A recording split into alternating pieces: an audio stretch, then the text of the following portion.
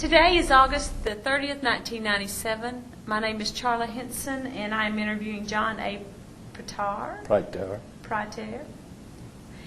And we're in Columbus, Ohio, at the 12th Armored Division 51st Reunion. John, thanks for taking 3 years for me to interview you. First of all, I want to know, give us your full name, the date of your birth, and where you were born. John Alden Preitauer. 1923, November the 25th.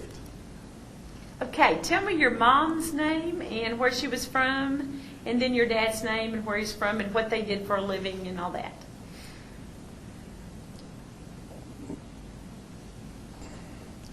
My mother's name is Mabel Spencer Preitauer, Longmont, Colorado.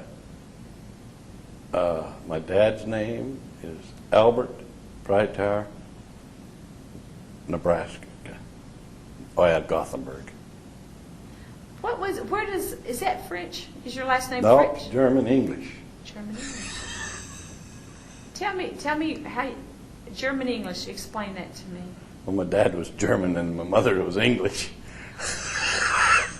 Does that answer it? Yes, that answers it. Okay. As you think about your mom and dad, what was the most important thing they taught you? Be polite. Okay. Did you have brothers and sisters? 8 of them. Okay, tell me, top to bottom, who they are. Gail Preitauer, college professor. This is the dumb one. Stanley Preitauer, farmer. Alberta,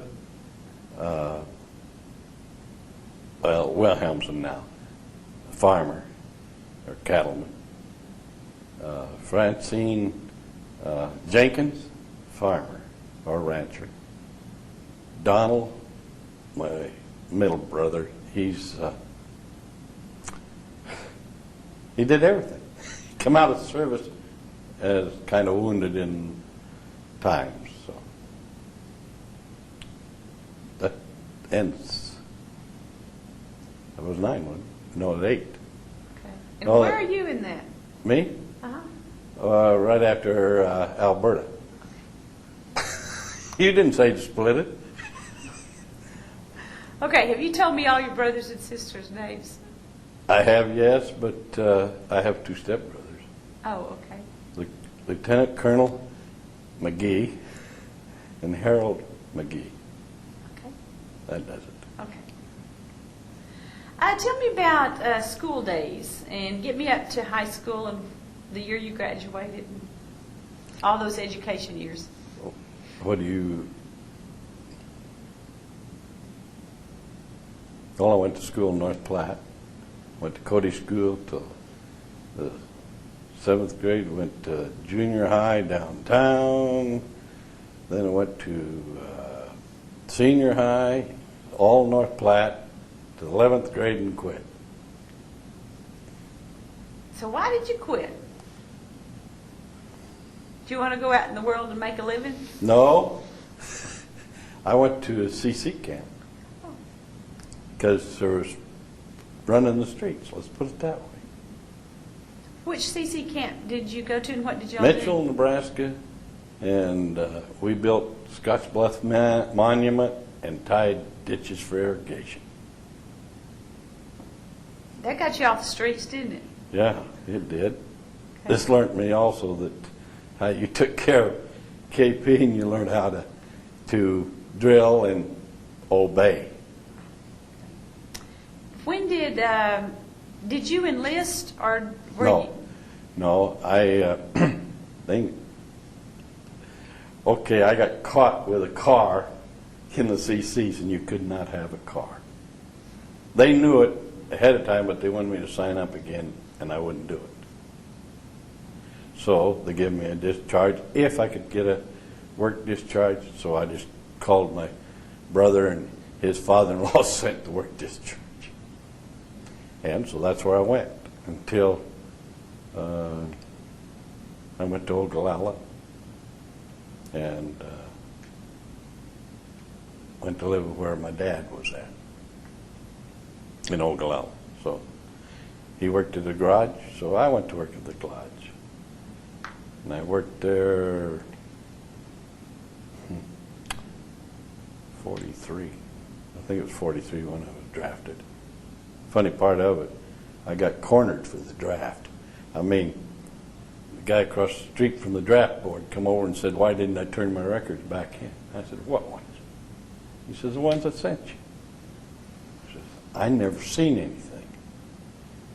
Well, 2 hours later, it was special delivered to me. I filled them out, gave them back to him, and I was called in 5 days to go with the rest of them because they'd already did it. He'd come and apologize. He'd send it to California, and I'd never even been there. Did they have a certain number to fill? Did towns Yeah, there have? was 221 of us that went that day, or that week or so. Was that from that town or that whole area? That area. That area. Yeah, Keith County. Okay. And what age were you when you went? 18. For real? For real. Okay. Okay. Where did you do your basic training at?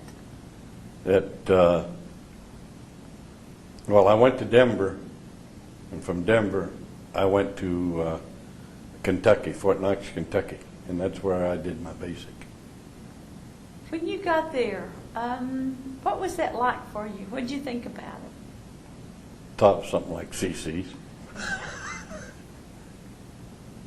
Took the basic. And, well, no, when I got to Kentucky at Fort Knox, they had never even heard of the unit that I was to be put into. So I made beds for about 3 weeks. And then they started filling it up. It was the 20th battalion or something like that.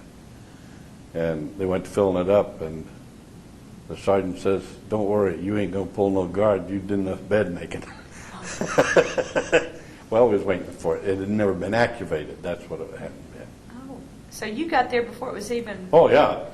Never even heard of it. In fact, when I left Denver, we'd been in Denver 3 days, and I thought I was going to go work on KP, and an officer come, grabbed my hand, grabbed my bag, and we run to the train.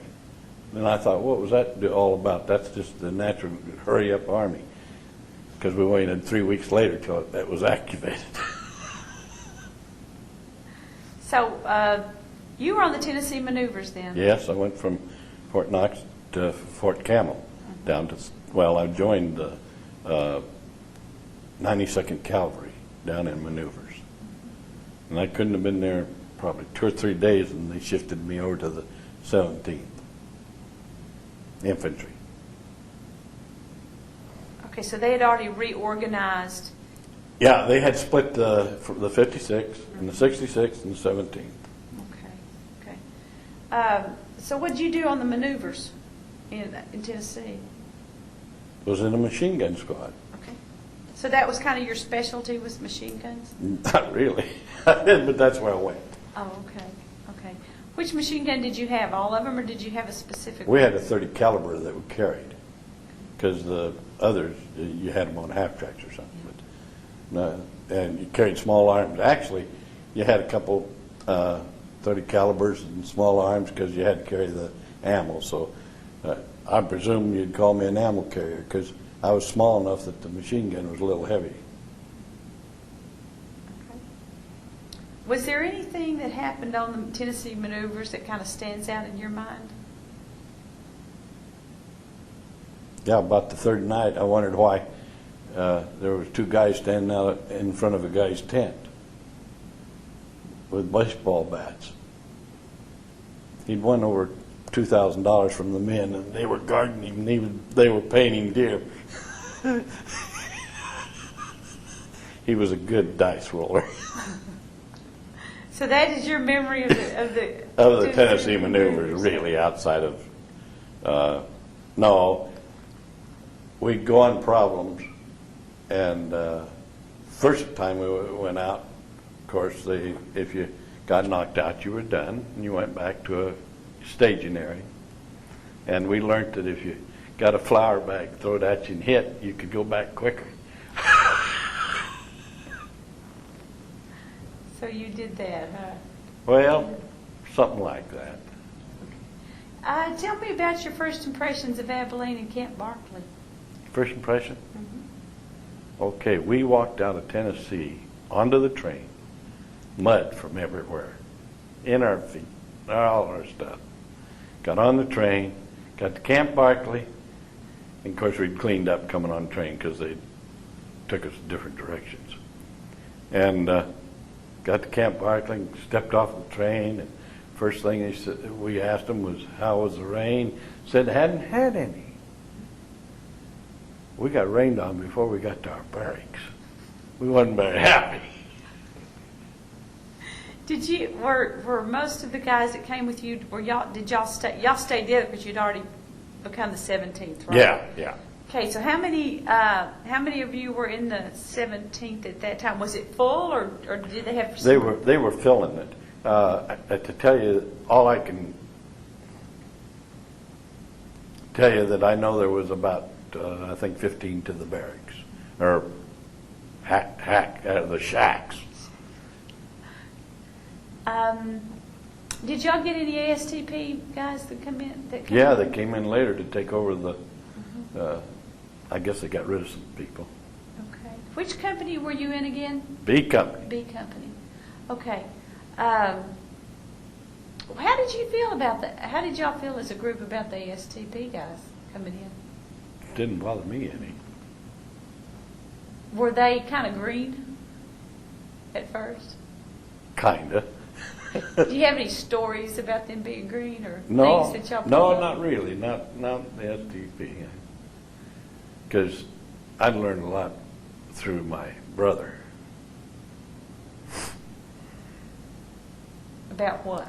Well, he was one of these soldiers that you went in, I'll be home in a year. One day is when the war broke out, he was coming home. Of course, they didn't let any of them come home. And so I knew quite a little about what was going on, but I never thought nothing about STP. What was the difference between the training that you received in Campbell and what y'all continued to do at Barkley? Well, in Campbell, you learned your weapons and stuff, where you all had everything about that and your shooting and stuff. When we got to Campbell, or Barkley, you took a little of everything. I mean, depending on what was the next day, what you were going to do. That's how you blump shots. By the time you got through Barkley, did you feel like you were pretty well prepared to go to Europe? As prepared you could be. Looking back on it, knowing what you know now, because you didn't know much before you went, had they prepared you in a lot of ways? Not really. What had they not taught you? I don't think they could prepare you to be shot at. Well, take that back. They didn't prepare me. We had a night problem of maneuvers, and I was stuck out on the crossroad and at night. And so the problems was being worked at night. Only the lieutenant forgot to come and get me. And the tank started shooting the next morning down in the Ampec area. And I was down there. And I knew enough where they were coming from to go towards them. And it busted my carbine, and I thought I was going to have to pay for it. But I started crawling towards them, and they spotted me in the field and stopped all fire and come and got me. I'm sure an officer caught very much trouble. Plus, I asked the guy when it happened to be a colonel picked me up. I said, what about this gun? He said, don't worry, you ain't going to pay for it. Because it did. I was more worried about the gun. Heck with the other. Of course, I could have lost a life. But Actually, I was under fire before I ever went over there, but that's all. They couldn't prepare you for fire. Sure, they shot machine gun bullets over your head. You better not stand up. You throwed some hand grenades, unless one of them made a mistake and threw it the wrong way. Do you think that, personally, did you have to be taught to kill? Or was it a very hard job to find, to come to that? Or another question might be, do you think men in general, did you think they had to be taught to kill, or was that just when you got into it, you knew that that was the only way of surviving? It had to depend on the situation. Can you go into some more detail about that?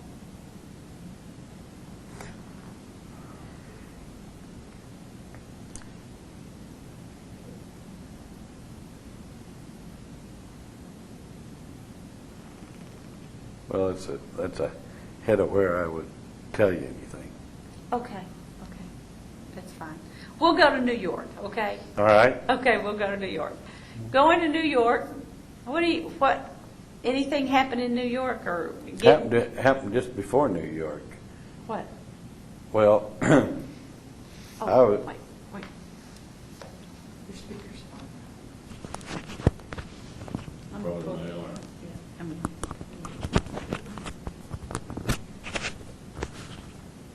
There, now. Okay, happened before New York.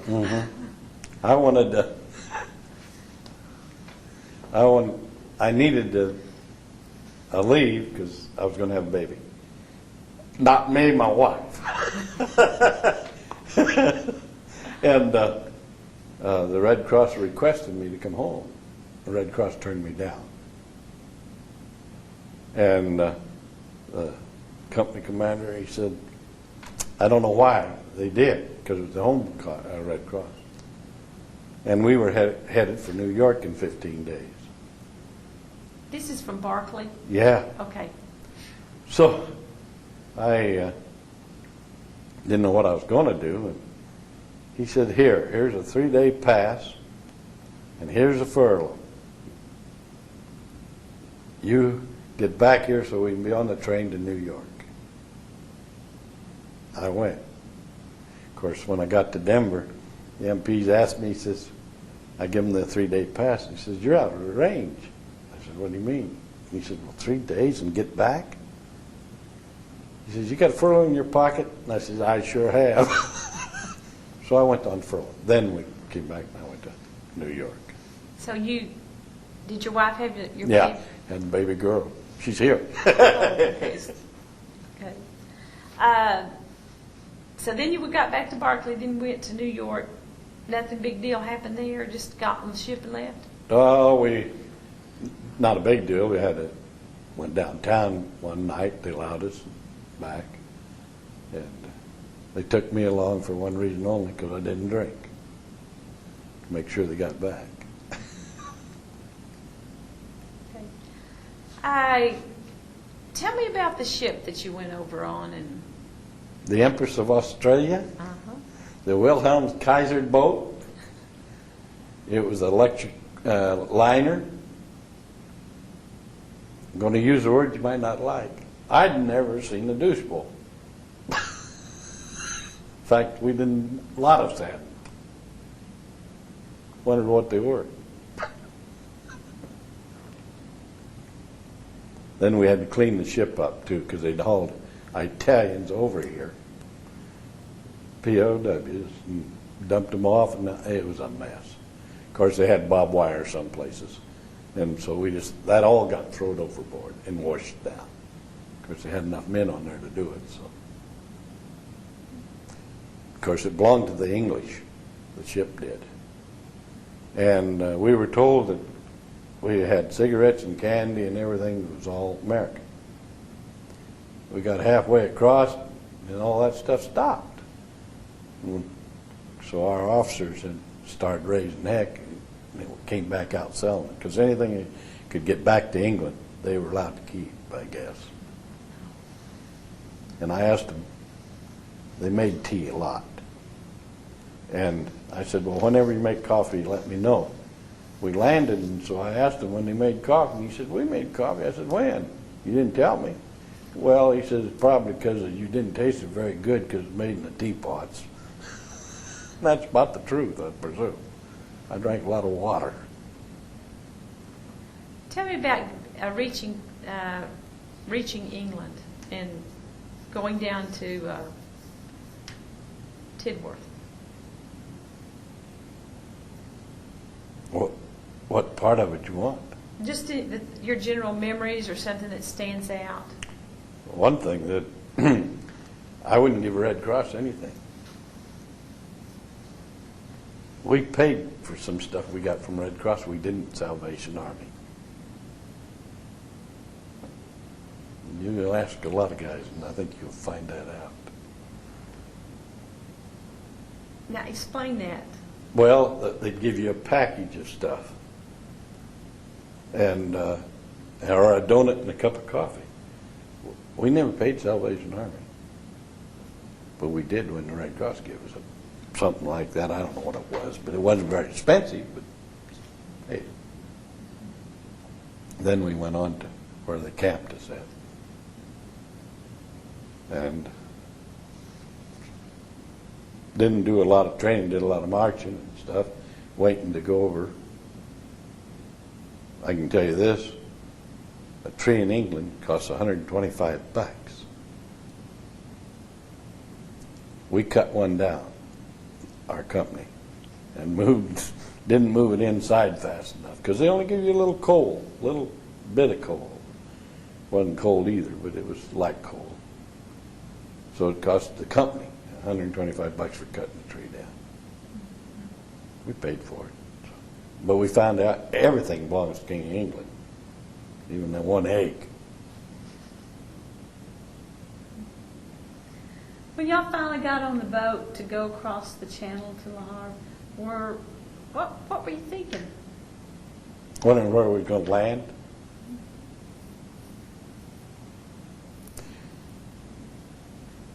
The boat we went across on, we didn't have to climb down any ladders. They dropped the front and we walked off. Might have got wet, but we walked off. But our half tracks and stuff come with us. And a couple tanks. And then outside of moving forward. What was your first reaction of seeing that area? What did it look like? Shot to hell. Or bombed to heck. So was that sort of a surprise for you, or? Well, I suppose it was, but you was moving so fast and forward to get the heck off of the beaches that you didn't worry about anything outside of what you seen, and it wasn't good what you seen. And no, our company didn't lose any, but in other companies, what was happening, you landed so fast and so much equipment was coming. If the guy ahead of you had lost some equipment, they took yours. I'm talking about Jeeps or half tracks, and you better get them from the other guy because you weren't going to have any transportation. So was it kind of chaotic? No, just the idea that where you was going, because they had moved the German far enough back that we weren't hurt outside of the scraping of the airplane and bombing.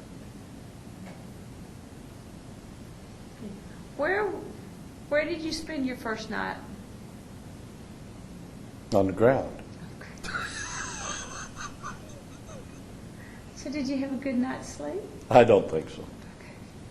Okay. I don't think so. What was it like living in, well, sometimes they put you in homes or buildings and stuff. Yeah, but that's ahead of that. Yeah. I mean, that's afterward. That's after a while. Yeah. So how long were y'all in Lahore? It wasn't. They moved us out right away on trucks. Where was your first action? And tell me about the first action. Can't think of the town's name, but I can tell you that we were walking down the split road on either side, and the first shot was shot. There wasn't nobody standing. They all went to the ditch. The next order was shoot out the steeple, Why did they shoot out the steeples? because that's where they had all the snipers. The highest point of the town. Okay. C Company, were you still a machine gunner? Yeah, in B Company. Okay, so you kind of stayed there. Yeah. Okay. When you have, sometimes, you know, we kind of make pictures in our mind, or some pictures are kind of just burned in our memories. Do you have any of those kind of memories before Herlisheim? Before Herlisheim? Was not really too bad, because we were in reserve, B Company of the 17. We followed A and C, and we got billeted sometimes in houses, sometimes not. We got bombed by our own planes, or we had the panels out, but they missed them. So the first good thing that others didn't see it. I mean, seen it. First one's the only one that didn't see it. Didn't get anybody. Tore up a few places where we were billeted. What are some funny things that happened in those first few days? Funny. Mm-hmm. Anything funny? Keep things loose? No, I don't think the first few days were. I think it was tight.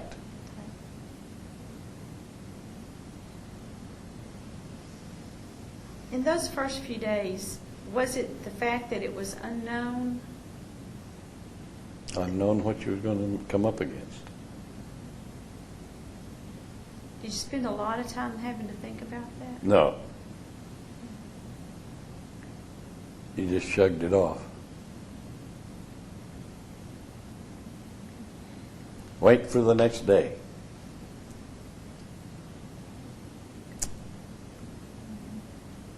Of course, you always got bed check Charlie.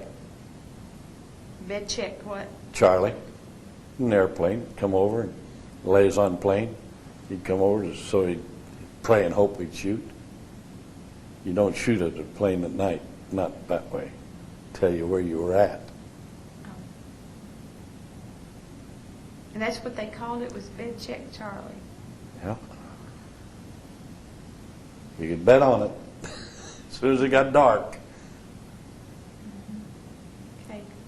Travel me from Le Havre up some ways. Well, we followed for quite a while until it come to the time that we got towards Herlisheim.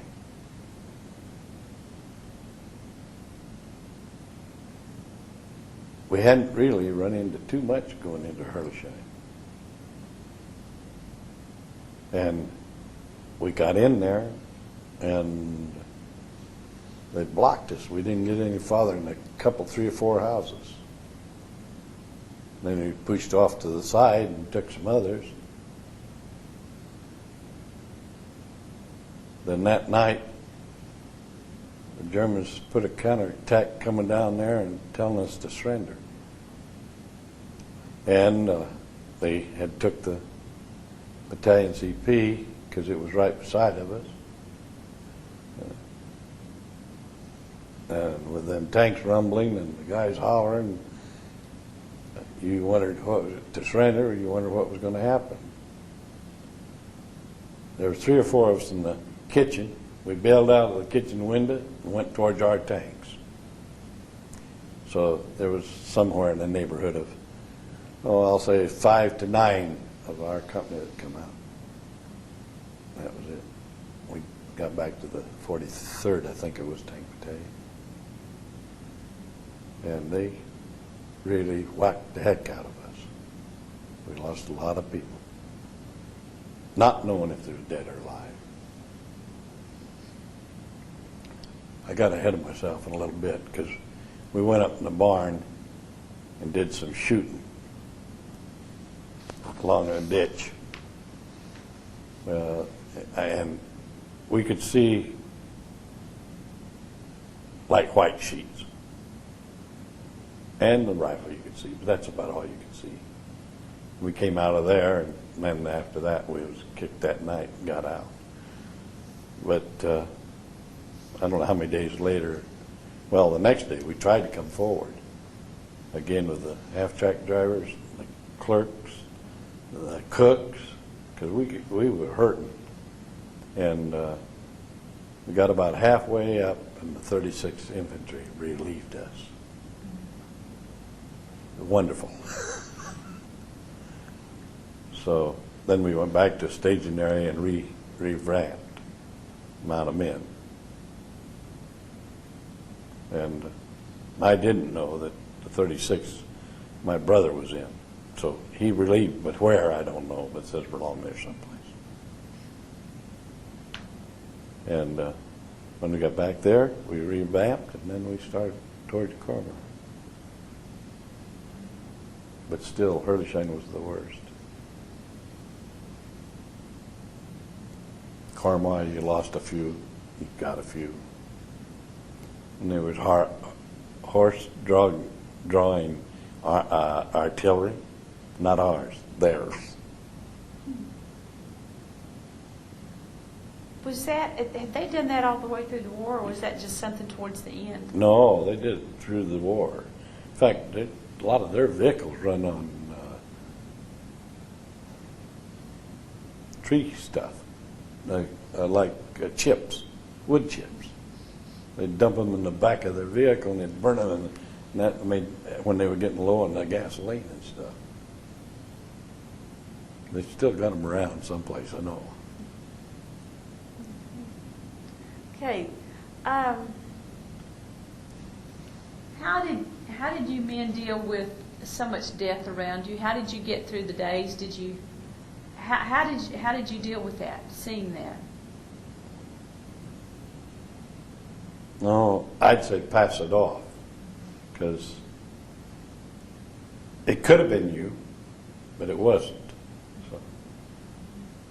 And you didn't have anything to do by picking them up, because you had supposed to come behind you.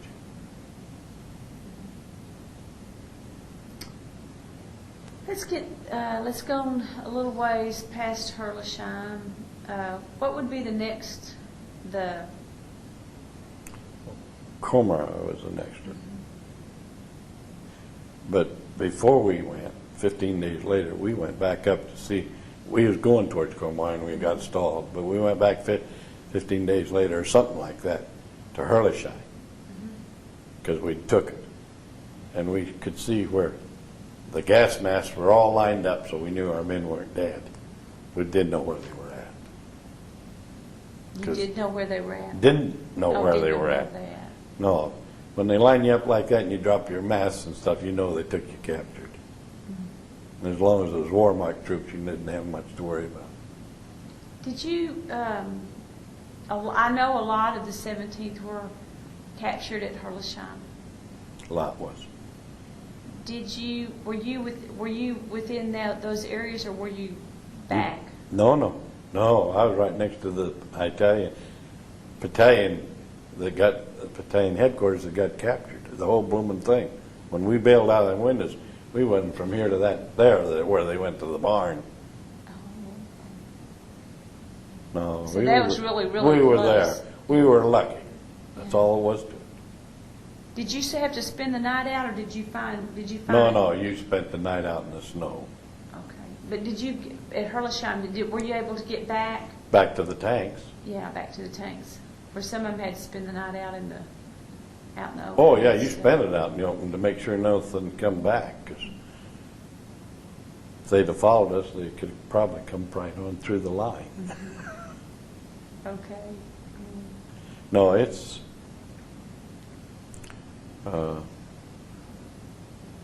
We didn't even know the password, but they knew we cussed enough that we didn't have to.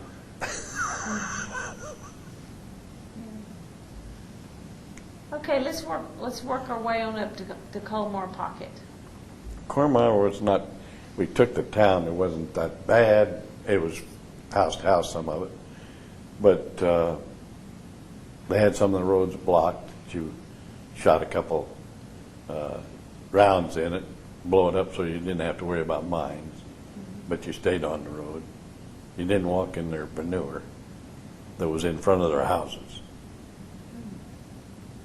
You go to France, find out.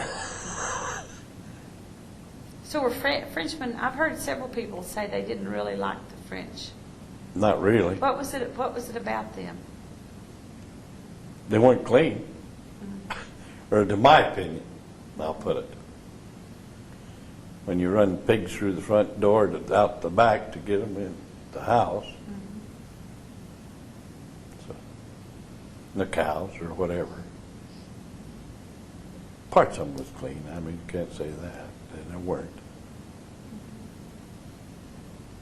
Then we moved on up the road, replaced a few, not too many, replaced some. We took one valley that we didn't have even a shot fired, but they had electric houses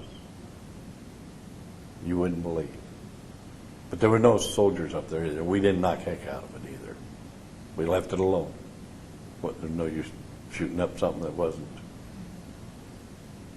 And then we moved on, but whenever we took a town, we knocked a power plant out because that killed their electricity. But we found out it worked better to leave it on and take the town because we could use it. So it depends on what you were going to do. Then someplace up the line, when we hit the Siegfried line, or the Maginot, it was on Christmas Day, I think, but we got called back out of the Siegfried because they figured they had it all zeroed in, and they did. They laid that flat, but we weren't there. We'd moved back to the French barracks. They weren't, not, the French didn't have them either, them barracks. It was just French barracks. How long were you at the French barracks? A day or two? About 3 or 4. Oh, okay. And then we went to I think that's when we moved over to the 3rd Army with Pat. Tell me about that. Talk me through the Patton deal. What you had to do to get ready and... We didn't have to do it. Oh, yeah, we ripped all the patches off and everything because we disappeared for so many days that they didn't know where we was at. I mean, the Army did, but nobody else, not even at home. And we drove. We went a long ways and fast and lost some men. And I think our general was getting a little unhappy because Patton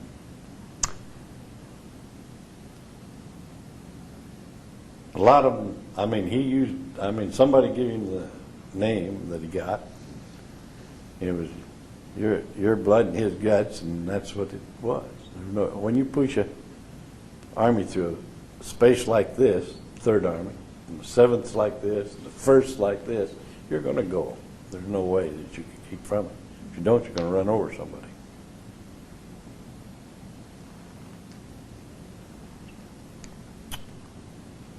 So we went on up to somewhere around into the Austrian border, someplace in there. There was one thing funny about that.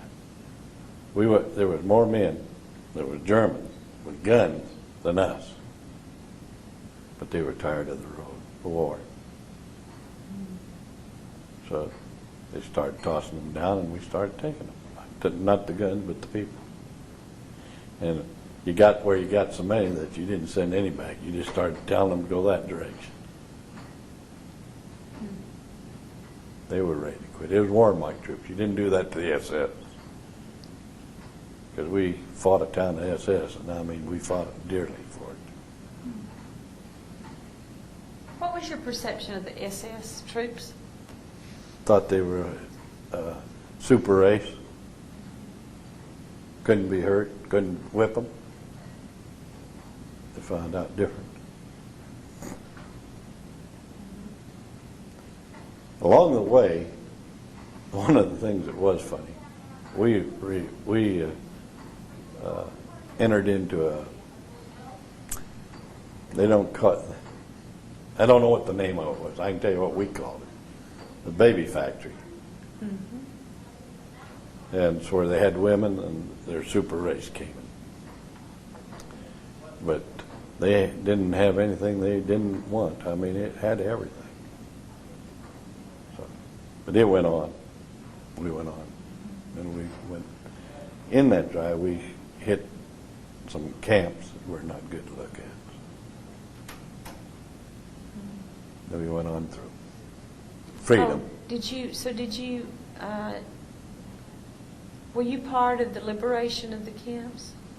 Just starting up, we pushed on. We liberated to where that the others that coming up could do better for them than us, because we were troops moving forward.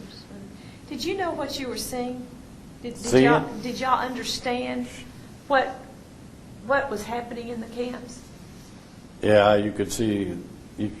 Well, we stayed long enough to see that we seen some ovens and stuff, but we didn't stay in the town and stuff. We went on.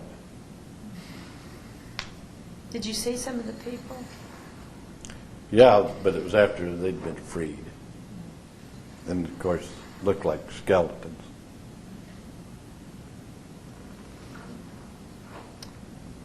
Okay. Are we moving towards Innsbruck now? Yeah. Okay. We got over close there, and I mean, they weren't really fighting. And a day before the war quit, our outfits turned their lights on all the vehicles. And we went in that town and shut them off, because we found out it wasn't over with, but we must have scared the Germans as bad as it was scared us when we found it wasn't over. But the next day it was over. When we went into Austria, and they'd surrendered by thousands. And it was a castle. And they took some of our men, the German Wehrmacht, and placed them around the castle to keep the SS out, because there was another one up higher. It was SS troops who didn't give up, and we didn't fight for them, but somebody else went up and mopped them up. So when that happened, the end of the war happened, did you have enough points to get home? I mean, you had a baby, you had a wife. Well, we got moved back to, I can't think of the town we got moved back to, and the first questions they asked us, do you have any relatives in Germany? Well, I do have, but I wouldn't have known them. But they moved us right quick back to France. I never would have seen them. And got back to France, and I was high enough appointed to, did MP duty on trains for probably 10 days or so, until I caught a boat going home.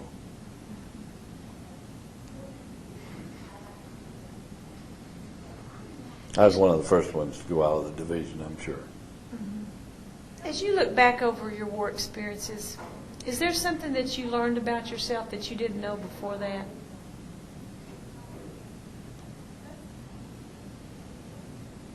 Not really.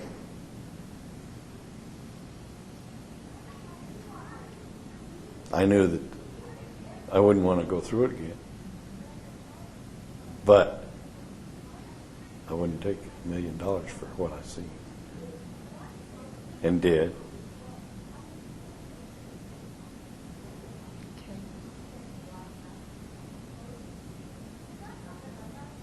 Okay. Did the war make you look at life differently?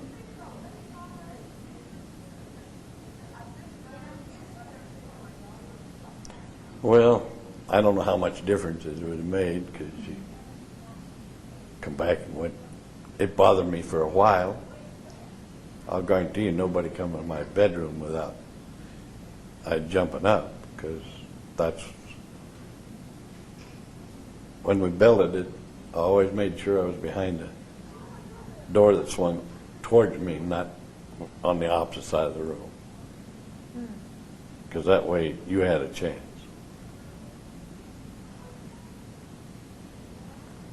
See, I changed jobs about halfway through. You did? What'd you change to? A runner. Oh, you didn't tell me that, John. Tell me about being a runner. I followed a Captain Evans at 6 foot something everywhere he went. And Well, did who his- was he with? What, The big company, 17. Big company? Yeah, he had the whole company. Yeah. He was a lieutenant in Hurleyshine.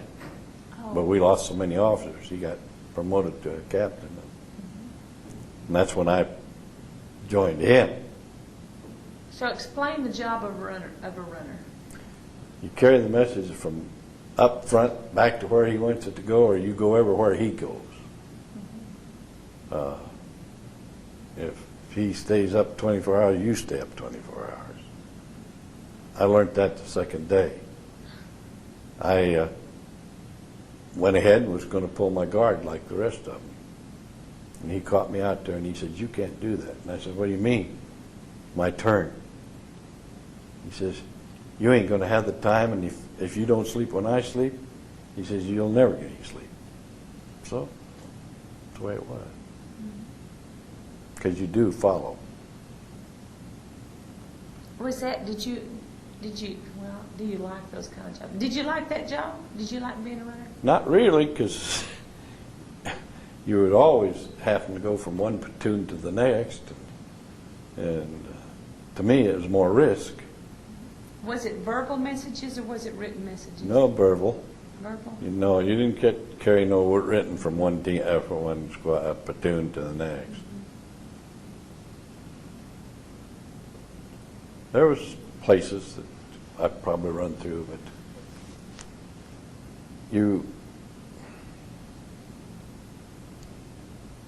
outside your first sergeant, you probably run the company as good as any of them. So you spent the rest of the war being a runner? Yeah. What was the closest call you ever had? Closest call? Sometime or other in the hand. Don't know when it happened. Oh, we got some shrapnel in a ditch or something.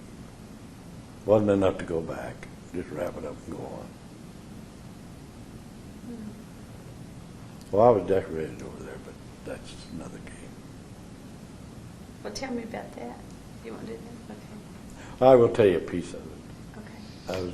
When the French decorated us for the Croix de Guerre and Bronze Star, Captain standing beside me, he said, "That's the first time you've been kissed by a man."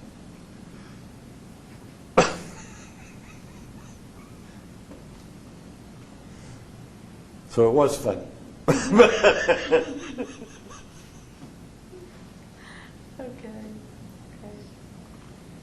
Are there any stories that you can tell us about being a runner that you could share with us? Well, there isn't anything, only the idea that you took messages to the guys to tell them when they had to go on up, because we were usually at the head of it anyway, and they would be on the left or on the right. But rode in Jeep a lot, and bailed out of that. Could tell you one funny one. Okay. We was coming into taking the town, and they was pouring champagne out for all the guys. I mean, they got a hold of French champagne. And so I held a tin cup out, and they filled it up about like that. And the other guys got some too. And I drank that down, and we got to where we was going to stop, and Abby happened to be driving the Jeep at that time, and I was sitting back by the radio. And he said, "Let's go." I said, "Where are you going to go?" Well, he said, "Get out of the thing." And I said, "My feet won't let me." He says, "Then Sarah, sit there until it wears off."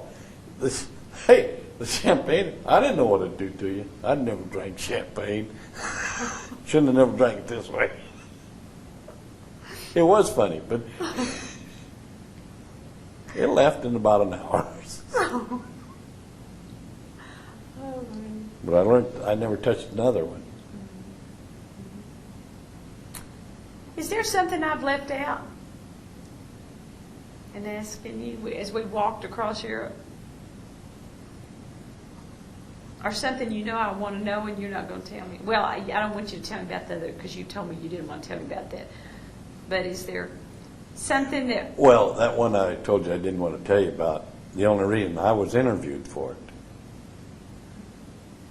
And interview officers wanted to know, this was after Hurlshire, and they wanted to know how many we killed. And I told him, if you wanted to find out, go find out yourself. And they're laying along the bank. I wouldn't know. I didn't go count them. Why would I? We had the heck kicked out of us.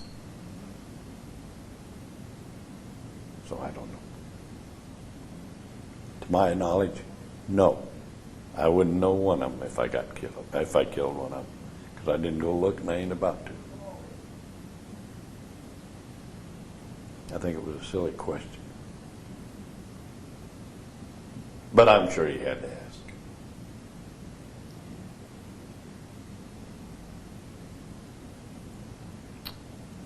Well, is there anything else that I have missed, left out, forgot to ask?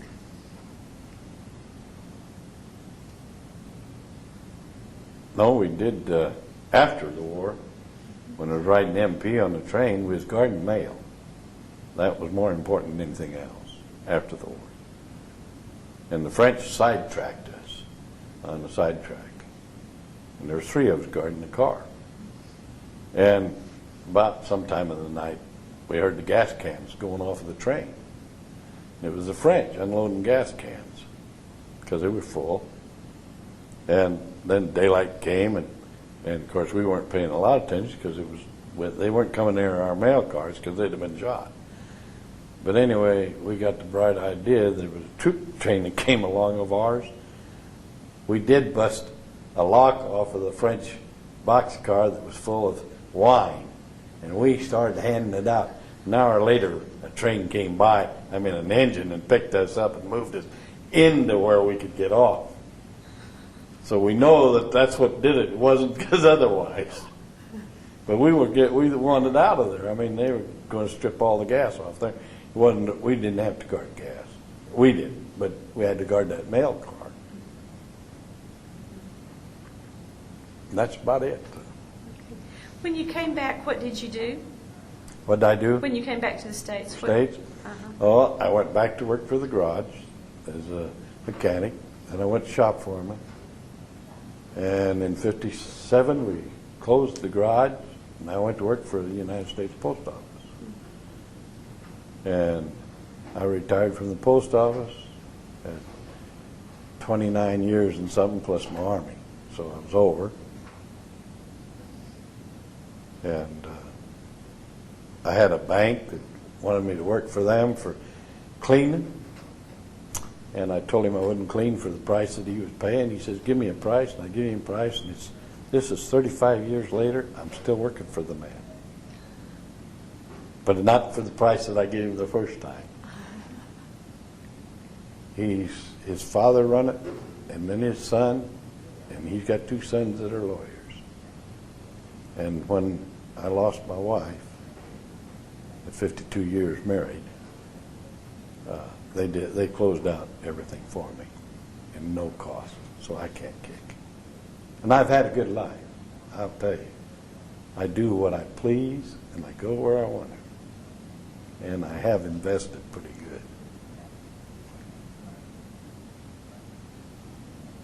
Well, I appreciate you spending time with me today. It didn't bother me that much, but we rolled over a little. Yeah, we did. Well, thanks. Appreciate it. Oh, a lot of